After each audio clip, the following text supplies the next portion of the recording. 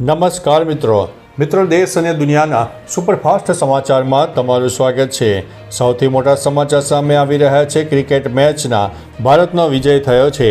અમદાવાદ ટેસ્ટમાં ભારતે waste ઇન્ડિઝને 140 run અને એક ઇનિંગથી હરાવ્યું છે। વેસ્ટ ઇન્ડિઝ બીજી ઇનિંગમાં 146 રનમાં ઓલ આઉટ થઈ ગયું હતું। જાડેજાએ બીજી ઇનિંગમાં સૌથી વધુ 4 વિકેટો લીધી, જ્યારે સિરાજે 3 વિકેટ લીધી છે। વેસ્ટ ઇન્ડિઝના પ્રથમ ઇનિંગના કોલ સ્કોર 162ના જવાબમાં ભારતે 448 રન ઉપર પોતાનો ઇનિંગ ડિક્લેર કર્યો હતો। ભારતીય ટીમે 286 રનની લીડ મેળવી હતી।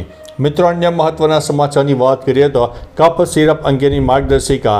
છિંદવાડામાં બાળ મૃત્યુની ઘટના પછી આરોગ્ય વિભાગ દ્વારા હાઈ એલર્ટ જારી કરવામાં આવ્યું છે। વિભાગે 5 વર્ષથી ઓછી ઉંમરના બાળકોને ઉધરસની દવા ન આપવાની સલાહ આપી છે। ખાસ કરીને 2 વર્ષથી નાના બાળકો માટે તો ખાસ ધ્યાન રાખવામાં જણાવ્યું છે। વધુ ખરાબ સ્થિતિમાં દવા આપતા પહેલાં યોગ્ય મૂલ્યાંકન જરૂરી છે। ડૉક્ટર્સની સલાહ અનુસાર માત્ર નિર્ધારિત માત્રા અને સમય પ્રમાણે દવા આપવી જોઈએ। મિત્રો, અન્ય મહત્વના સમાચારની વાત કરીએ તો સાસણમાં સિંહ દર્શન 1 અઠવાડિયું વહેલું શરૂ થશે। જૂનાગઢના સાસણગીરમાં સિંહ દર્શન 1 અઠવાડિયું વહેલું શરૂ થશે, એટલે કે 10 ઓક્ટોબર 2025થી શરૂ થશે। કારણ કે રાષ્ટ્રપતિ દ્રૌપદી મુર્મુ 10 અને 11 ઓક્ટોબરે ગુજરાતની મુલાકાતે સાસણગીર અને સોમનાથ જઈ શકે છે। દર વર્ષે 16 જૂનથી 15 ઓક્ટોબર સુધી ચોમાસામાં જંગલ સફારી બંધ રહે છે, પરંતુ આ વર્ષે રાષ્ટ્રપતિની મુલાકાત અને પ્રવાસીઓની સુવિધા માટે વનતંત્રએ વહેલી શરૂઆતનો નિર્ણય કર્યો છે। મિત્રો, અન્ય મહત્વના સમાચારની વાત કરીએ તો સંભલ મસ્જિદ તોડી પાડવાના કેસમાં મુસ્લિમ પક્ષ માટે મોટો ઝટકો। સંભલમાં તળાવ અને સરકારી જમીન પર બનેલી મસ્જિદ તોડી પાડવા અંગે અલ્હાબાદ હાઈકોર્ટમાં અરજી દાખલ કરવામાં આવી હતી।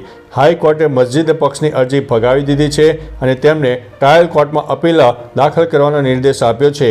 ન્યાયાધીશ દિનેશ પાઠકની સિંગલ બેન્ચે સવારે 10 વાગ્યે મસ્જિદ સમિતિ વતી વકીલો અરવિંદ કુમાર ત્રિપાઠી અને શશાંક ત્રિપાઠીનું પ્રતિનિધિત્વ કરતી અરજી ઉપર સુનાવણી કરી હતી।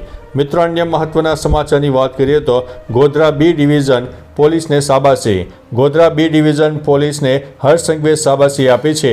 તેઓ રિપોર્ટ કરતા લખ્યું છે કે વેલ ડન ટીમ પંચમહાલ। ઉલ્લેખનીય છે કે પંચમહાલ જિલ્લામાં ગોધરા બી ડિવિઝન પોલીસ સ્ટેશનના વિસ્તારમાં આરોપીઓ અને રેલવે ચોરી, મંદિર ચોરી, પશુ ચોરી જેવા ગુનાના આરોપીઓના મકાનો તોડવાની કાર્યવાહી કરવામાં આવી। બાકીના આરોપીઓ વિરુદ્ધમાં પણ ભવિષ્યમાં કાર્યવાહી કરવામાં આવનાર છે। મિત્રો, અન્ય મહત્વના સમાચારની વાત કરીએ તો ભાજપના નવા પ્રદેશ અધ્યક્ષને સીએમની શુભકામનાઓ। ભાજપના નવા પ્રદેશ અધ્યક્ષ તરીકે જગદીશ પંચાલે કમલમ ખાતે ચાન્સ સંભાળી લીધો। રાજ્યના સીએમએ શુભકામનાઓ આપતા લખ્યું કે ગુજરાતમાં સહકારિતા ક્ષેત્ર તેમજ એમએસએમઈ અને ગ્રામીણ ઉદ્યોગોને વેગ આપવામાં પૂરી ઉર્જાથી કાર્યરત છે। રાજ્ય મંત્રીમંડળના મારા સાથી શ્રી જગદીશભાઈ વિશ્વકર્માએ ભારતીય જનતા પાર્ટી ગુજરાત પ્રદેશના અધ્યક્ષ નિયુક્ત થવા બદલ ખૂબ ખૂબ અભિનંદન પાઠવ્યા છે। મિત્રો, અન્ય મહત્વના સમાચારની વાત કરીએ તો ઇટાલિયાની હર્ષ સંઘવીને પદભ્રષ્ટ કરવાની માંગ। ગોપાલ ઇટાલિયાએ ગૃહમંત્રી હર્ષ સંઘવીને પદભ્રષ્ટ કરવાની માંગ કરતો રાજ્યપાલને પત્ર લખ્યો છે, કારણ કે ગૃહ વિભાગ કાયદો વ્યવસ્થા જાળવવામાં નિષ્ફળ રહ્યું છે। તેઓ લખ્યું છે કે ગુજરાતમાં છેલ્લા 3 વર્ષમાં લૂંટ ચોરીના કેસો રૂપિયા 898 કરોડની ચોરી, જેમાંથી માત્ર 255 કરોડ પુનઃપ્રાપ્ત થયા છે, જ્યારે એનસીઆરબીના ડેટા મુજબ 2021માં 8789 લોકોના મૃત્યુ થયા, ઉપરાંત જેમાં 9.1નો વધારો પણ થયો છે। મિત્રો, અન્ય મહત્વના સમાચારની વાત કરીએ તો કેશ ઓન ડિલિવર પર એક્સ્ટ્રા ફી વસૂલતી કંપનીઓ સામે લાલ આંખ। કેશ ઓન ડિલિવર પર ગ્રાહકો પાસેથી એક્સ્ટ્રા ફી વસૂલતી ઈ કોમર્સ કંપનીઓ સામે સરકારે કડક વલણ અપનાવ્યું છે। ગ્રાહક બાબતોના મંત્રી પ્રહલાદ જોશીએ જણાવ્યું છે કે આવા પ્લેટફોર્મ સામે કડક કાર્યવાહી થશે। ઘણી કંપનીઓ ઓફર હેન્ડલિંગ ફી પેટે પેમેન્ટ હેન્ડલિંગ ફી જેવા અલગ અલગ નામે ચાર્જ વસૂલીને ગ્રાહકોને ગેરમાર્ગે દોરી રહી છે। ગ્રાહક વિભાગે ફરિયાદો નોંધીને કંપનીઓની તપાસ શરૂ કરી છે। મિત્રો, અન્ય મહત્વના સમાચારની વાત કરીએ તો ટીમ ઇન્ડિયાને મળ્યો નવો કેપ્ટન। બીસીસીઆઈએ રોહિત શર્મા પાસેથી વન ડે ટીમની કેપ્ટનશીપ લીધી। ઓસ્ટ્રેલિયા સામેની વન ડે સિરીઝ માટે હવે શુભમન ગિલે ટીમનો નવો કેપ્ટન બનાવવામાં આવ્યો। ટીમમાં Gill captain, Rohit Sharma, Kohli, Shreyas Iyer vice captain, Akshay Patel, KL Rahul, Nitish Kumar Reddy, Washington Sundar, Kuldeep Yadav, Harshit Rana, Mohammed Siraj, Harshdeep Singh, Prasidh Krishna, ધ્રુવ જુરેલ અને યશસ્વી જયસ્વાલ છે.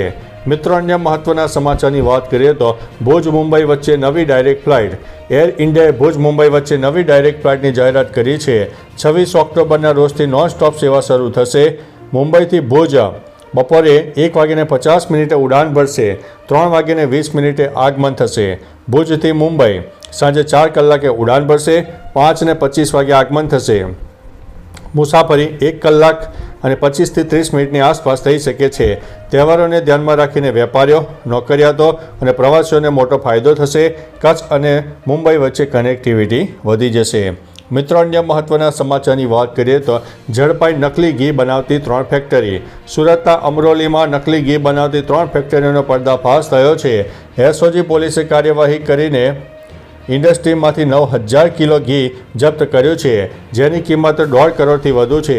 પોલીસે આ મામલે 4 આરોપીઓની ધરપકડ કરી છે.